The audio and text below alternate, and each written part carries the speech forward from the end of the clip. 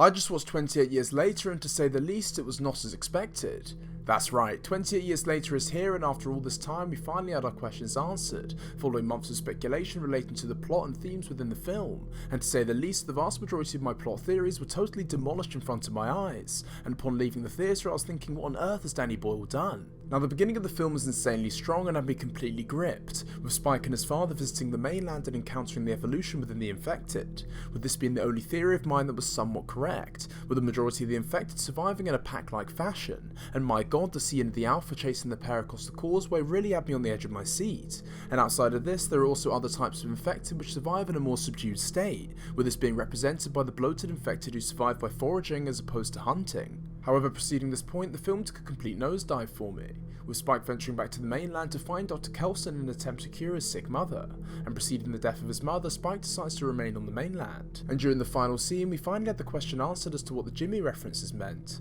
and my initial thoughts were that this would be linked to Jim from 28 Days Later, but unfortunately Jimmy refers to the priest's son whom we saw in the beginning of the film, and honestly I just found the ending scene rather disappointing, with Jimmy's group garnering outfits bearing resemblance to the attire worn by a certain BBC presenter. But as a whole, I have very split feelings about this film. I thought the beginning was really well executed and some of the shots were amazing, especially the kill shots of the infected, but as the film progressed I felt a real loss of immersion, especially when the Swedish soldier was speaking about the world surrounding the UK. I just felt that we should have seen more in terms of the inner workings of the island commune, and equally to this, the government's approach to potentially ridding the UK of the rage virus. And in terms of this being a follow-up to 28 Days Later, I just felt it really didn't do it justice, as one of my favourite things about 28 Days Later is its dark and unforgiving portrayal of the whole ordeal. I just didn't really feel this being represented and followed through in 28 Years Later. But hey, that's just my take. Let me know in the comments what you thought of the film, and will you be watching the sequel to 28 Years Later? Well, I hope you guys enjoyed, and I hope you guys have a great rest of your day, evening, whatever, and BanMan